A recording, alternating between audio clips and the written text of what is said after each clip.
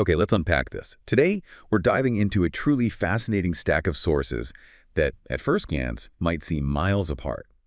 But as we dig deeper, you'll see they touch upon incredibly relevant, enduring themes about personal identity, societal control, and the often fraught quest for individual liberty. It's a compelling exploration, for sure. We're looking at how different systems, whether they're modern technological frameworks or, historical institutional powers, aim to organize, verify, and sometimes even influence us. Right. It brings up fundamental questions about where our individual freedom truly begins and ends, and what exactly identity means in an increasingly complex world. Precisely. Our deep dive today is structured around two distinct, yet strangely resonant bodies of information. First, we'll be exploring a contemporary analysis of digital IDs, what they are, where they're being used globally, and the compelling arguments both for and against their implementation. This first part draws heavily from a document titled Digital ID. Should it be mandatory or optional? And second, we're going to examine an excerpt from a very different kind of source, a historical and religious commentary titled The Great Controversy. This text presents a specific, powerful perspective on the Roman Catholic Church, its historical influence, and its perceived stance on what it refers to as liberty of conscience. It's a look at how identity and control have been viewed through a much older, sort of prophetic lens. Our mission throughout this deep dive is to extract the most important nuggets of knowledge and insight from both of these sources, carefully examining the claims, the benefits, and, well, the potential challenges presented by each. We want to help you understand what each source highlights about our identity and freedom in these very different contexts. And of course, without endorsing any particular viewpoint from the sources themselves, our role is simply to convey the powerful ideas and arguments they contain. Exactly, just laying out what's in the material. So let's jump right in and explore what's often called the modern frontier of identity, digital IDs. Yeah. Okay, to start, it's crucial to have a clear understanding of what a digital ID actually is. I think many people might assume it's just like a digital copy of your driver's license or passport. It's just a picture on your phone or something. Yeah, but the concept is far more integrated and dynamic than that. Imagine it as an electronic version of your entire identity, a verifiable digital credential that might reside on an app on your smartphone or even be embedded in a secure smart card. Okay. Its core purpose is to provide instant, secure, and verifiable proof of who you are, precisely when and where you need it, enabling seamless access to a vast array of services. So it's not merely a static image then. The source explains that while it functions similarly to a physical ID in terms of proving identity, the key difference lies in its ability to be verified online, often in real time across various platforms. Is that right? That's exactly it. And this verification isn't just about showing your name and photo. It's often backed by sophisticated biometric data, like mathematically unique patterns derived from your fingerprints or even iris scans. Oh, biometrics. Yeah. This adds layers of cryptographic security, making it incredibly difficult to forge or impersonate. It truly redefines how we present and prove our identity in the digital age, moving beyond simple visual inspection to complex, verifiable digital attestation. That's a crucial distinction. So when we look at global implementations, the source mentions different philosophies at play, right? Some mandatory, some optional. Precisely. A prime example that illustrates the mandatory, deeply integrated approach is India's Aadhaar system. Launched back in 2009, this initiative has been incredibly far-reaching. I've definitely heard of Aadhaar. Oh yeah, it's enrolled over 1.3 billion people, making it the largest biometric ID system in the world. It links an individual's identity directly with their biometric data, things like fingerprints and iris scans, and assigns them a unique, centralized 12-digit number. So everyone gets a number linked to their biometrics. Right. And citizens then use this Aadhaar number for a vast array of activities, from opening bank accounts and filing taxes to receiving government subsidies directly into their accounts, registering for a SIM card, or even accessing welfare payments. Okay. It's not just an option, it's deeply embedded in their daily lives, becoming a prerequisite for many essential services. India certainly represents the ambitious scale of a mandatory system. The source also mentioned Estonia as another example, right? A pioneer, even. A true pioneer, yes. Their EID system dates back to the early 2000s, and it's mandatory for all citizens and residents. Here, the EID isn't just a convenience. It forms the fundamental backbone of their highly digitalized public services. So what can they do with it? Well, with their EID, citizens can do almost everything online. vote in national elections securely, digitally sign official documents with legal validity, and access their health records. Voting online. Wow. Yeah, all facilitated by a secure chip in their physical ID card or via a mobile app. It's a very integrated system that really highlights how a mandatory digital ID can reshape public service delivery and citizen government interaction. That sounds incredibly efficient on the surface. It often is. And we also see countries like Belgium, where the EID card is compulsory for residents aged 12 and above, integrating into critical functions like voting, healthcare, and taxation. 12 and up, huh? Similarly, in the United Arab Emirates, the Emirates ID is mandated for virtually everything from travel and employment to healthcare. What's clear from these mandatory examples is a fundamental shift in how identity is established and verified across the board. Okay. It makes it central to accessing essential services and participating in society, often with the stated aim of streamlining processes and increasing transparency. So on the flip side then, we have countries where digital IDs are taking a more optional approach, maybe emphasizing individual choice a bit more? Exactly. Germany, for instance, has certainly piloted digital identity solutions, with various government services moving online. But physical IDs still remain the primary form of identification, and the use of any digital ID is entirely voluntary. There's no overarching mandate forcing people to use it. So you can choose which one you prefer. Right. And in Canada, while there's no single national digital ID, various provinces offer optional digital IDs, primarily for accessing government services. So it's province by province there. Yeah, exactly. These aren't countrywide mandates, but rather a more gradual user choice approach at the provincial level. This allows for experimentation and adaptation based on local needs and citizen preferences without forcing adoption on everyone at once. And the United States. The source says that's another interesting case. Perhaps the most notable, yeah, as there's no nationwide digital ID system in place. While you see pilot programs popping up and private sector initiatives for things like mobile driver's licenses. Right, I've seen ads for those. Yeah, but there's no mandatory digital ID system across the country. What's clear from these optional examples is a greater emphasis on individual choice and control over how one's identity is managed digitally. This approach highlights a philosophical difference, really, in how governments balance the pursuit of convenience and efficiency with individual autonomy and privacy concerns, often leaning towards the latter in their current implementation strategy. Okay, so that gives us a good sense of the landscape, mandatory versus optional. Let's shift gears a bit and talk about the arguments for implementing digital IDs, especially the mandatory ones. The source suggests they're pretty compelling. They are. And they largely center on efficiency, convenience, and security, with some pretty profound implications for how government works. Okay, walk us through those. Well, the first major argument, as you mentioned, is all about efficiency and convenience. Digital IDs significantly simplify access to services, dramatically reduce paperwork, which everyone hates, and speed up verification processes that traditionally consumed immense time and resources. Right, less bureaucracy.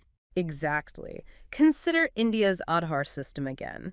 Supporters often highlight how it has played a crucial role in reducing corruption. By linking government subsidies directly to an individual's verified digital identity, it ensures that welfare payments actually reach their intended beneficiaries without intermediaries. Cutting out the middleman where fraud could happen. Precisely. That can often be a significant source of leakage or fraud in traditional paper-based systems. This fundamentally alters the landscape of public service delivery, creating a more transparent and auditable trail of funds. And you mentioned Estonia earlier for efficiency, too. Yeah, Estonia provides another excellent illustration of convenience and efficiency. Their residents benefit immensely from secure online voting during elections. This not only saves individuals a tremendous amount of time as they don't have to physically go to polling stations. Which can be a hassle. Absolutely. But it also has the potential to increase overall participation in democratic processes, making civic engagement more accessible and convenient. The underlying digital infrastructure allows for quick, secure authentication from anywhere, transforming what was once a time-consuming civic duty into a pretty seamless online interaction. Okay, efficiency and convenience, that makes sense. What's the next big argument? Beyond streamlining processes, there's also the powerful argument for fraud reduction.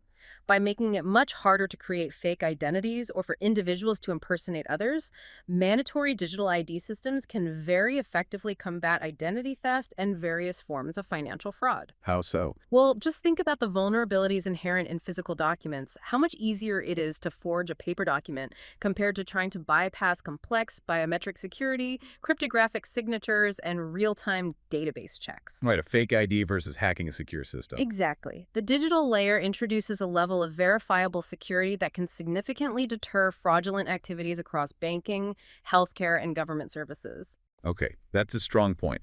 Is there another major benefit the source highlights? Yes, and this one is truly impactful, especially in developing economies. Financial inclusion. In countries like India, digital IDs have played a pivotal role in enabling hundreds of millions of people to access formal banking and financial services for the very first time. How did it work? Before Aadhaar, many individuals in rural or underserved areas might not have had the necessary documentation or verifiable identity to open a bank account. This effectively excluded them from the formal economy, keeping them in a cycle of informal cash transactions. The unbanked population. Right. Digital IDs lower these barriers significantly, bringing a vast segment of the population into a more regulated, transparent, and accessible financial system. And that can be absolutely transformative for individual economic empowerment. So on the surface, these benefits, efficiency, fraud reduction, financial inclusion, they sound truly transformative, promising a more efficient, secure, and inclusive society. But I'm guessing it's not quite that simple. It's definitely not a panacea.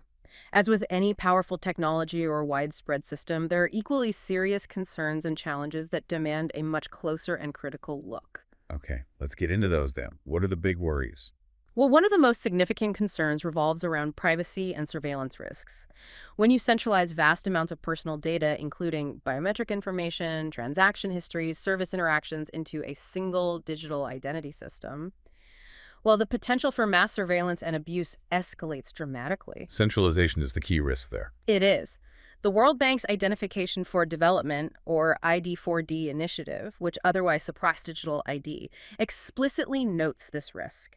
They warn that centralizing personal data can significantly increase the risks of misuse. And other groups are worried too. Oh, yes. The Electronic Frontier Foundation, the EFF, a prominent digital rights advocacy group, takes this warning further. They specifically caution against governments using digital ideas to track citizens' activities beyond what is strictly necessary for the service being provided. Right. So, like using your health ID access to see where you shop or who you talk to. Exactly. Imagine a system where every transaction, every interaction with public or private services leaves a traceable digital footprint linked to your core identity. That kind of comprehensive data collection raises fundamental questions about individual freedom, the right to anonymity, and the potential for a pervasive surveillance state. The classic Big Brother scenario. It's the very essence of those concerns. Yeah. Okay, privacy and surveillance, that's a major one. What else? Another critical challenge is digital exclusion, sometimes called the digital divide.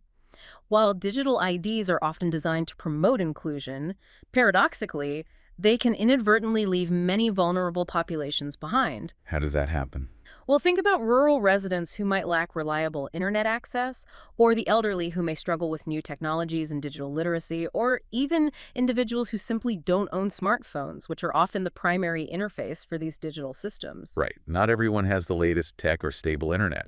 Exactly. If access to essential services becomes entirely dependent on a digital ID, and you don't have the means or capability to acquire or effectively use one, you could be effectively cut off from vital resources. So it creates a new kind of barrier. It does. A 2020 study published in the Journal of Cyber Policy really highlighted this, underscoring how mandatory digital IDs risk further marginalizing those who are already underserved in society. It creates a new form of inequality where digital literacy and consistent access to technology become prerequisites for basic societal participation. Yeah, if you're a low-income individual, an elder without tech skills, or someone in a remote village, this isn't just inconvenient. It could be a barrier to basic human rights, like getting food subsidies or healthcare. Precisely.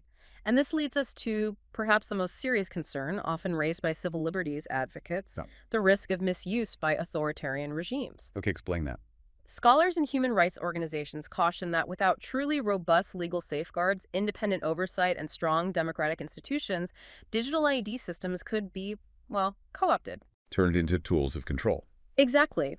Instead of being instruments of empowerment, they could become powerful tools for oppression, used to suppress dissent, monitor political opposition, or tightly control the movements and activities of entire populations. The ability to instantly verify, track, or even revoke access to services based on an individual's digital identity presents a significant potential for abuse in the wrong hands. It could shift dramatically from efficiency to absolute control. Here's where it gets really interesting, and where the threads of our deep dive start to intertwine in surprising ways. We've unpacked the modern landscape of digital IDs, examining their promising benefits alongside their critical challenges. We've seen how they grapple with questions of identity, access, and potential control through a technological lens. Focusing on efficiency and security, mostly. Right. But now we're going to pivot to a very different kind of source that grapples with remarkably similar core questions of identity, power, and freedom, but through a distinctly historical and prophetic lens. This is from that text called The Great Controversy. Yes. The Great Controversy offers a unique and highly specific perspective, particularly concerning the Roman Catholic Church, which it usually refers to as Romanism. It asserts a significant shift in how the Church's image is perceived by Protestants over recent years. How so? It claims there's a growing indifference to historical theological distinctions. The source says there's far greater favor toward Romanism among Protestants now than in former years. It points to what it calls increasing indifference concerning the doctrines that separate the Reformed churches from the papal hierarchy. So Protestants are becoming less concerned about the differences. That's the claim. The sentiment, according to the source, has shifted to believing that historical differences aren't so wide and that maybe just a little concession could significantly improve understanding and even foster unity with Rome. This really highlights the source's perception of a profound softening of historical Protestant opposition and maybe vigilance. And this perceived softening, the source contends, means that Protestants have largely forgotten the critical importance of liberty of conscience, a principle that, according to this text, was so dearly purchased through centuries of struggle and persecution. Right. The text claims that the past sentiment, which apparently held that to seek harmony with Rome would be disloyalty to God, is now widely different. This suggests, in the source's view, a significant departure from historical Protestant views and a potentially dangerous complacency regarding religious freedom. What's particularly striking about this source's argument is its strong assertion that the papal church itself has fundamentally not changed its nature or principles, despite any outward appearance of moderation or, adapting to modern times. Yeah, that's a core point. It emphasizes Rome's long-standing claim of infallibility. The doctrine that the Pope, when speaking ex cathedra on matters of faith and morals, is preserved from error. The source directly quotes this, stating that the Church never erred, nor will it ever err, and further that this was affirmed with greater positiveness in the 19th century. This claim, the source argues, fundamentally implies that the Church cannot renounce the principles which governed her course in past ages. Because doing so would admit error, contradicting infallibility. Precisely. And this leads to a stark warning from the source, a central tenet of its argument. If restraints now imposed by secular governments be removed and Rome be reinstated in her former power, there would speedily be a revival of her tyranny and persecution. Wow, that's a very strong claim. It is. It's a significant and dire claim, suggesting that the core alleged oppressive nature and potential for coercive behavior within the institution remain unchanged, merely restrained by current secular governments, and perhaps a lack of the necessary political leverage to enforce its historical principles. The source then goes on to lay out what it claims is Rome's historical and continuing opposition to liberty of conscience, often framing it as a direct conflict with fundamental principles like those found in the U.S. Constitution, which guarantees religious freedom. That's right. The text points out that the U.S. Constitution guarantees liberty of conscience, which it identifies as nothing dearer or more fundamental, essentially. The right of individuals to hold and express their religious beliefs without coercion from the state or any religious institution. Okay. It then directly contrasts this with statements attributed to Pope Pius IX. In his encyclical letter of August 15, 1854, the Pope is quoted by the source as calling liberty of conscience a most pestilential error, a pest of all others most to be dreaded in a state. Pestilential error. That's strong language. Very strong, and it's presented as clear evidence of deep-seated opposition to the very principle of religious freedom, at least according to this source's interpretation. And it doesn't stop there, does it? No. The source further quotes Pope Pius IX from December 1864, where he allegedly anathematized, that is, formally condemned, denounced, and declared anathema against those who asserted the liberty of conscience and of religious worship, as well as all such as maintain that the church may not employ force. So condemning both liberty of conscience and the idea that the church shouldn't use force. That's what the source claims he condemned. The source views these statements as explicit evidence of a profound doctrinal opposition to both religious freedom and the separation of church and state, indicating, in its view, a potential willingness to use coercive power to enforce religious conformity if conditions allowed. What's particularly thought-provoking from the source's perspective is its interpretation of Rome's more pacific tone in places like the United States. It claims this apparent moderation does not imply a change of heart. Right. It suggests it's more strategic. To support this, it quotes a Bishop O'Connor, who allegedly stated, "Religious liberty is merely endured until the opposite can be carried into effect without peril to the Catholic world." Merely endured. That implies it's temporary or conditional. That's the implication drawn by the source, yeah. It suggests a strategic patience rather than a genuine acceptance of religious freedom, implying that religious liberty is only tolerated as long as it doesn't threaten the church's perceived long-term objectives or global position. And there was another quote mentioned from St. Louis. Yes, the Archbishop of St. Louis is also cited, supposedly stating, "Heresy and unbelief are crimes, and in Christian countries, they are punished as other crimes." Wow. Classifying heresy as a crime. This further reinforces the source's claim that, fundamentally, the Church views theological dissent as a criminal offense, even if current political or social circumstances prevent overt enforcement. It suggests a philosophical framework where religious conformity is seen as a matter of public order, potentially deserving of punitive measures. And the source also details an oath taken by clergy. Yes, perhaps the most stark element in the source's documentation is the oath of allegiance that it details, supposedly taken by Catholic cardinals, archbishops, and bishops to the Pope. This oath, according to the source, includes the words, "Heretics, schismatics, and rebels to our said Lord, the Pope, I will to my utmost persecute and oppose." Persecute and oppose. Yeah. That's very direct language, if accurate as presented here. It is. And if understood in the context presented by the source, this would represent a profound and active commitment to suppressing any opposition to papal authority, directly clashing with the idea of individual liberty of conscience and the freedom to hold differing beliefs. So according to this source, there's a significant disconnect between the outward appearance of Romanism, what it presents to the world, and its core character or true intentions. It describes a religion that is outwardly very appealing, but inwardly, the source claims, it harbors something quite different. Indeed. The source paints a vivid picture of the religious service of the Roman Church as a most impressive ceremonial. It describes a gorgeous display in solemn rites that are designed to fascinate the senses of the people and silence the voice of reason and of conscience. How so? What kind of things does it mention? Things like magnificent churches, imposing processions, golden altars, jeweled shrines, choice paintings, exquisite sculpture, and unsurpassed music.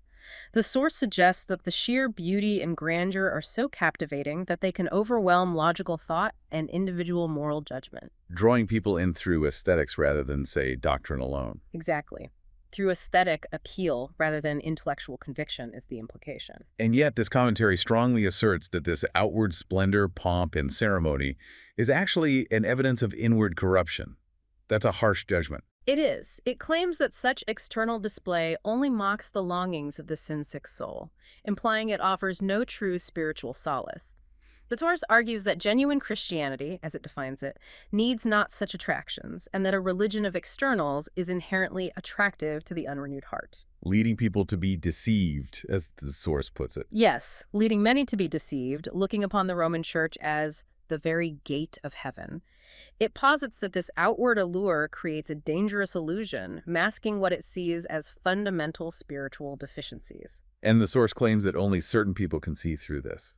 It claims that only those firmly planted upon the foundation of truth, meaning its own interpretation of biblical truth and whose hearts are renewed by the Spirit of God, are proof against her influence. This suggests a deep spiritual deception at play, where the superficial appeal masks a lack of genuine spiritual substance and serves as a powerful means of drawing people away from what the source considers true faith. And here's where the source takes an even sharper, perhaps more controversial turn. It alleges that the Church's claim to the right to pardon leads the Romanists to feel at liberty to sin. How does it explain that? It describes the ordinance of confession to a priest, without which pardon is supposedly not granted according to the source, as tending to give license to evil. The implication is that the very act of confession, rather than leading to true repentance and change, can inadvertently encourage a cycle of sinning, confessing, getting perceived forgiveness, and then feeling free to sin again without genuine internal transformation. That's a very critical take on the sacrament of confession. Extremely critical. The text elaborates, stating that he who kneels before fallen man and opens in confession the secret thoughts and imaginations of his heart is debasing his manhood and degrading every noble instinct of his soul.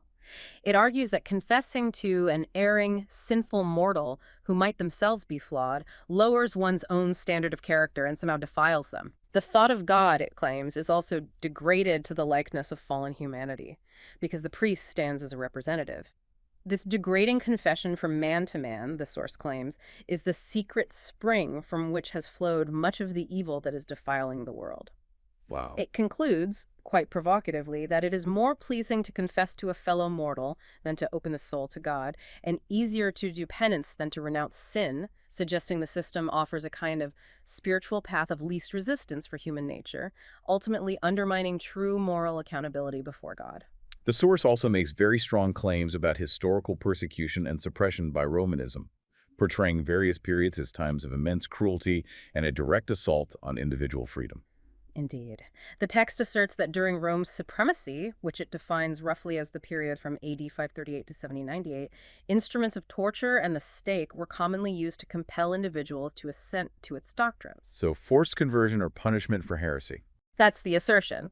It claims that there were massacres on a scale that will never be known until revealed in the judgment, painting a horrifying picture of widespread, systematic violence against those who dissented from papal authority.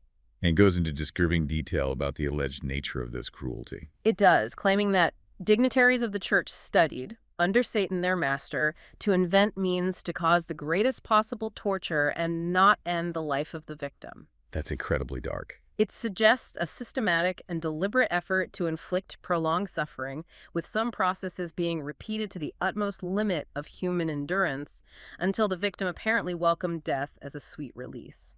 It's a very grim portrayal of historical practices, alleging a calculated cruelty designed to break the will and enforce conformity. And beyond physical torture, the source also claims Rome imposed other forms of hardship on its own adherents. Yes, it claims that for its adherents, Rome imposed the discipline of the scourge, of famishing hunger, of bodily austerities in every conceivable heart-sickening form to gain favor. Self-punishment, essentially. Right. It argues that these self-imposed rigorous practices violated the laws of God by violating the laws of nature, as people were apparently taught to sunder the ties which he has formed to bless and gladden man's earthly sojourn. Like family ties or natural affections. Exactly. The text alleges that millions spent their lives in vain endeavors to subdue their natural affections, implying a profound suppression of basic human needs, emotional connections, and the natural enjoyment of life, all in pursuit of a perceived but perhaps misguided righteousness. In connecting this back to its core arguments, the source attributes this historical cruelty and the emphasis on harsh austerities not just to human depravity, but to, well, Satan's determined cruelty. Yes, it frames it in those explicitly supernatural terms. It argues that this system demonstrates a great antipathy to the Bible because, in its view, if the Bible were truly read and understood, it would reveal the mercy and love of God and show that he lays upon men none of these heavy burdens. So in this view, the alleged cruelty and oppressive practices are directly linked to a suppression of biblical truth. That's the connection the source makes. It suggests that understanding the Bible, as the source interprets it, would expose the mercy and love of God and liberate individuals from these burdensome rituals and the fear driving them. Okay, shifting to another specific historical claim now. The source strongly argues that the observance of Sunday as a day of worship and rest has a distinct human origin within Romanism and describes it as originally a pagan festival absorbed into Christian practice. That's a major argument in the text, yes. It points to Constantine's law in AD 321 as the first significant public measure enforcing Sunday observance. This law required townspeople to rest on the venerable day of the sun. Day of the sun, hence Sunday. Right. But interestingly, it still permitted countrymen to continue their agricultural pursuits. The source presents this as essentially a heathen statute that was enforced after Constantine's nominal acceptance of Christianity, basically, a pagan custom being elevated by state power. Well, was that enough to make it a Christian practice? According to the source, no. It claims that as the royal mandate wasn't sufficient on its own, Bishop Eusebius, whom it describes rather critically as a flatterer of Constantine, then advanced the claim that Christ had transferred the Sabbath to Sunday. Okay, so attributing the change to Christ. Yes, but crucially, the source asserts that not a single testimony of the scriptures was produced in proof of the new doctrine, stating that this was a move without any biblical basis. In fact, it quotes Eusebius as, in its view, unwittingly acknowledging its falsity by stating, "All things, whatever that it was duty to do on the Sabbath, these we have transferred to the Lord's day." We have transferred. Exactly. To the source, that's a direct admission of human alteration of a divinely appointed day, a testament to the Church's alleged willingness to deviate from scriptural authority when it suited its purposes. And then the source details the gradual escalating enforcement tactics used to make people observe Sunday. Yes, as the papacy became established and sought to solidify its authority. Initially, people still engaged in agricultural labor on Sunday, but restrictions increased progressively. It describes how holy office personnel were forbidden civil controversy on Sunday. Soon after, all persons were commanded to refrain from common labor on pain of fine for freemen or stripes for servants. Stripes, like whipping. That's the implication. Later, it was decreed that rich men would be punished with the loss of half their estates, and finally, if still obstinate, they would be made slaves. For the lower classes, it could mean perpetual banishment. Wow, those are severe penalties. They are. This systematic and increasingly severe enforcement, the source claims, demonstrates Rome's determination to establish control over religious practice through civil penalties, blurring the lines between church and state. And to further establish Sunday's sacredness and compel obedience, the source claims that miracles also were called into requisition. What does that mean? It means, according to the source, that they used fabricated stories of miracles to scare people into compliance. It recounts various absurd and superstitious fabrications. Like what? Give us an example. Okay, like a husbandman whose iron supposedly stuck fast to his hand for 2 years after he dared to plow on Sunday. Or a miller whose corn turned to blood instead of flour when he attempted to grind it on Sunday. Blood from corn, that's quite something. These detailed, dramatic anecdotes are used by the source to illustrate what it perceives as manipulative tactics, employing fear and superstition to enforce a human-made religious observance rather than relying on scriptural argument. Are there more examples? They sound almost like folktales. They do. There's one about a woman whose dough remained raw in a hot oven when she tried to bake on Sunday, while another woman who respectfully set her dough aside until Monday found it divinely baked into loaves by the next day. Divine baking power. And another one, a man who baked bread after the 9th hour on Saturday, apparently too close to Sunday, reportedly found blood starting from it when he broke it the next morning. Okay, these are definitely specific and unusual claims. Yes, and they're presented by the source as clear evidence of the lengths to which the church allegedly went to establish the authority and sacredness of Sunday, leveraging popular belief and fear of supernatural punishment. Perhaps one of the most significant claims here, though, is the source's assertion of papal acknowledgement of this change, interpreting it as a direct claim of authority over divine law. Right. The source quotes a 16th century papal council as plainly declaring something along the lines of, "Let all Christians remember that the seventh day was consecrated by God and hath been received and observed, though we Christians have changed their Sabbath into the Lord's day." We Christians have changed their Sabbath. Exactly. The source interprets this not as a benign evolution or clarification, but as a deliberate act of setting themselves above God, claiming the power to alter a commandment explicitly given by God in the Decalogue, thereby asserting their supremacy over individual conscience and divine authority itself.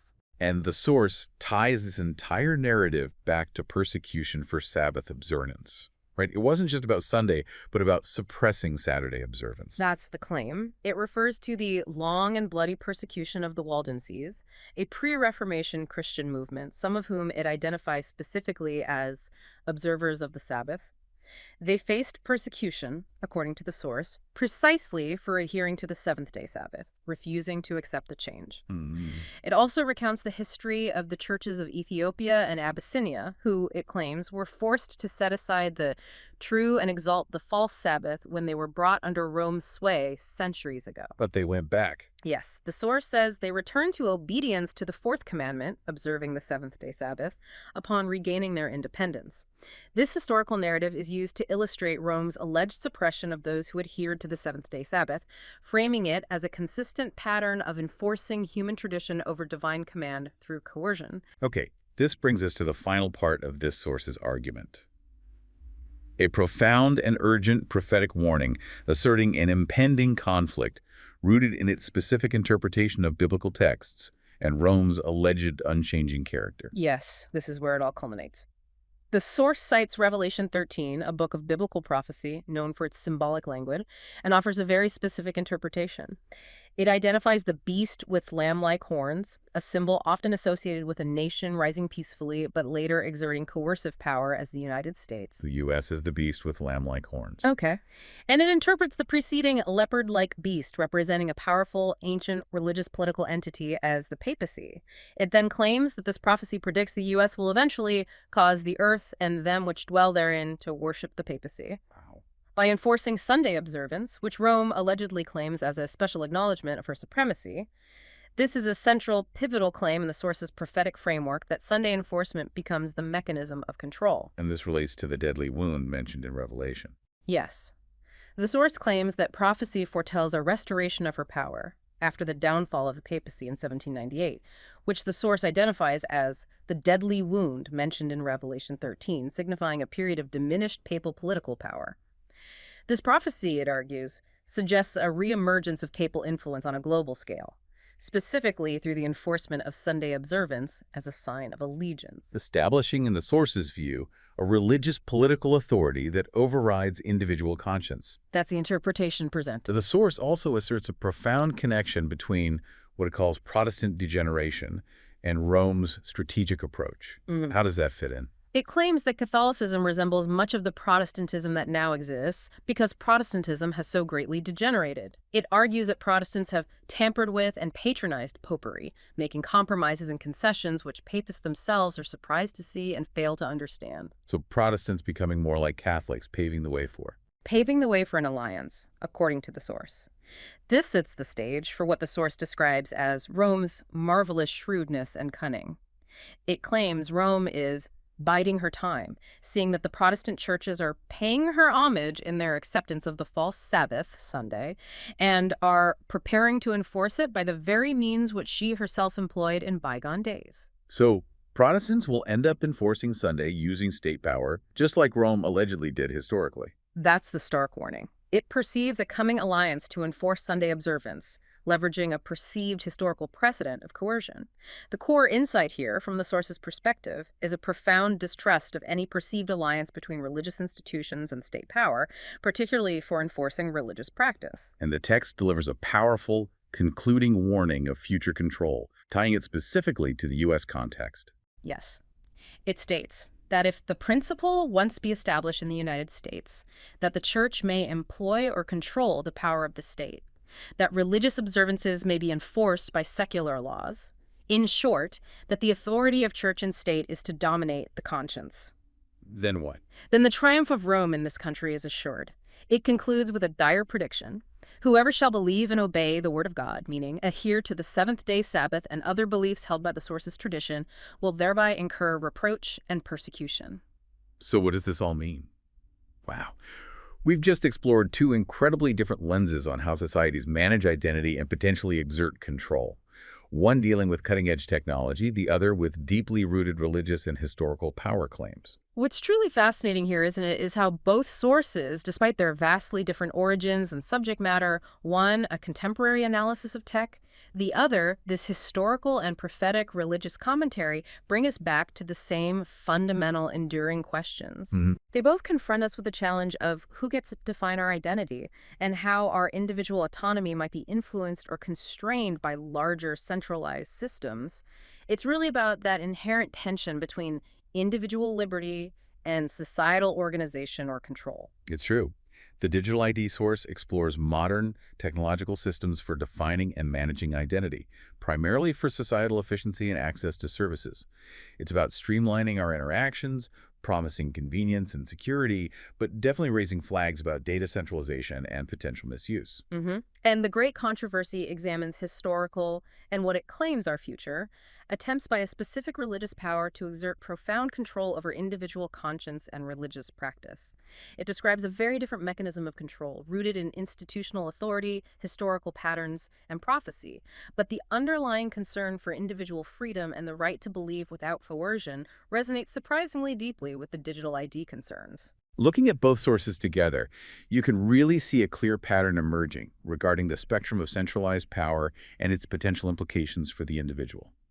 They offer two distinct, though very different, cautionary tales about the dangers of unchecked power. Absolutely. From the digital ID source, we heard explicit warnings about the risks of centralizing personal data. The World Bank's ID4D initiative, despite its aims, noted that this can lead to concerns about mass surveillance and potential abuse. And the EFF warning, too. Right. The Electronic Frontier Foundation went further, specifically cautioning against governments using digital IDs to track citizens' activities beyond what is strictly necessary. This centralizing power, if unchecked, presents a significant threat to individual privacy and the potential for a pervasive, all-seeing state that knows far too much about its citizens. And the Great Controversy source, in its own distinct way, echoes this concern about centralized power, but from a religious angle. It asserts that a religious institution has historically sought and will again seek, according to its prophecy, to regain control of the world, to reestablish persecution, and to ultimately dominate the conscience through leveraging state power. Which effectively aims at removing individual liberty of conscience, suggesting a highly centralized religious authority attempting to dictate personal belief and practice using civil means to enforce religious dogma.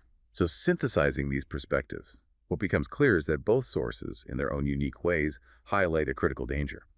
When significant power, whether it's technological capability to collect and track data or an institutional religious authority asserting dominion over conscience, is centralized and applied to an individual's identity or beliefs, while there are inherent profound risks to personal freedom.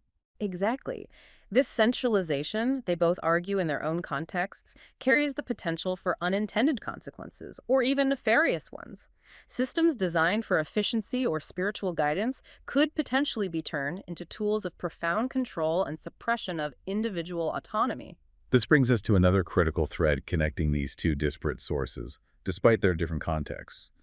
The core fundamental value placed on individual choice and rights. Both, in their own ways, emphasize its paramount importance in safeguarding personal liberty. Absolutely. The digital ID source, when discussing arguments for keeping digital IDs optional, strongly emphasizes privacy and freedom. It talks about the inherent right of individuals to control personal data and to choose how they interact with the state or private companies. Having a say in how your data is used. Precisely. This includes the importance of avoiding exclusion by ensuring alternatives exist and allowing individuals sufficient time to adapt to new systems. It champions the idea that digital systems, while offering benefits, shouldn't necessarily be forced upon people at the expense of their agency and choice. And the Great Controversy source, as we discussed quite a bit, repeatedly emphasizes the critical importance of liberty of conscience. It frames historical conflicts, such as those described with the Waldenses or the churches of Ethiopia, as fundamental struggles against the suppression of human liberty in its most profound sense. The freedom to worship according to one's own conviction. Exactly. Free from state or ecclesiastical coercion. The source's deep concern over the enforcement of Sunday observance directly stems from this conviction about the sanctity of individual religious freedom and choice. It sees any external imposition on conscience as a profound violation. This really raises an important question for all of us, doesn't it? A question that transcends the specific details of either source. In a world increasingly driven by efficiency, organization, and interconnected systems, how do we ensure that the pursuit of these goals doesn't inadvertently erode the very personal choice and fundamental rights that define us as individuals? It's a delicate balance, isn't it, between progress and the preservation of human dignity and freedom. Very much so. It's truly a complex landscape, isn't it? Whether we're talking about the bits and bytes of digital identity and the vast data trails they create, or the long shadows of historical religious power and its claims over human conscience, The core tension between control and freedom remains strikingly relevant. It makes you think deeply about how we define and protect what's most essential to us in an ever-evolving world. The digital ID source, in its conclusion, explicitly states that the debate over digital ID is complex with no one-size-fits-all answer.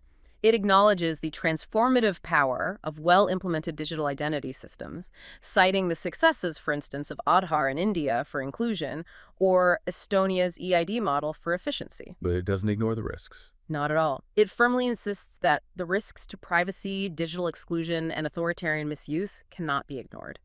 This isn't presented as a simple for or against argument, but a nuanced recognition of a powerful tool's inherent dual nature. And there was that quote included from Farhad Manjoo. Yes, the New York Times technology columnist, whom the source quotes as saying, "Digital IDs can be both a key to unlock services and a master key that unlocks our private lives." That perfectly encapsulates it, doesn't it? The potential for benefit and the potential for intrusion. It really does. The source ultimately suggests that the future likely lies in finding a delicate balance, implementing robust legal protections, ensuring inclusivity, and respecting personal choice.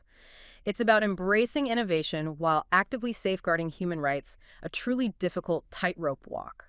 On the other hand, the great controversy source offers a much more severe and urgent warning, rooted in its prophetic interpretations. Yeah. It describes an impending danger and asserts that if this warning is unheeded, the Protestant world will learn what the purposes of Rome really are only when it's too late. It suggests a kind of stealthy growth of power, claiming that Rome is silently growing into power and strengthening her forces to further her own ends. The text predicts that this will eventually lead to reproach and persecution for those who believe and obey the Word of God according to its specific definition, signaling a future where religious control could potentially be reimposed, where personal belief becomes a target for suppression through state power. It's a compelling contrast, isn't it? One source presenting a contemporary challenge with calls for nuanced solutions and safeguards, the other a historical warning of what it sees as an unchanging power and an impending, perhaps inevitable, conflict based on prophecy. Very different tones, very different proposed outcomes. But both, though, compel us to confront fundamental questions about our autonomy and the systems, technological or institutional, that seek to define or control us. Indeed. It forces us to consider the implications of both overt and subtle forms of control on our personal autonomy, and the vigilance required, perhaps, to protect our fundamental freedoms, however we define them.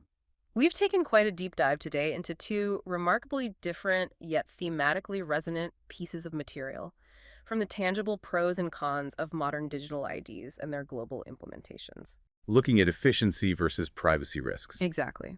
To the profound historical and prophetic claims regarding liberty of conscience and the alleged influence of Romanism as presented in the Great Controversy, we've seen how the concepts of identity and control play out across wildly different realms of human experience and time. Our aim throughout this deep dive was to present the insights and claims from each source as they are, allowing you, our listener, to consider the different perspectives on identity, control, and freedom that these documents illuminate. Yeah, we've explored the benefits of efficiency and convenience that digital systems promise, weighed against the significant risks to privacy and individual rights. And we've also unpacked a historical narrative that warns of an unchanging, encroaching power seeking to dominate conscience, emphasizing the hard-won value of religious liberty. It's a reminder, perhaps, that the struggle for individual autonomy is a timeless one. So, as you go about your day, maybe consider how new technologies, or perhaps the resurfacing of historical patterns or power dynamics, might compel us all to rethink the very definition of personal liberty in an increasingly interconnected world. What aspects of your identity are most sacred to you, and what systems, past or present, might seek to define or control them? Something to think about. Thank you for joining us on the Deep Dive. We encourage you to continue your own deep dives into these crucial topics. Until next time.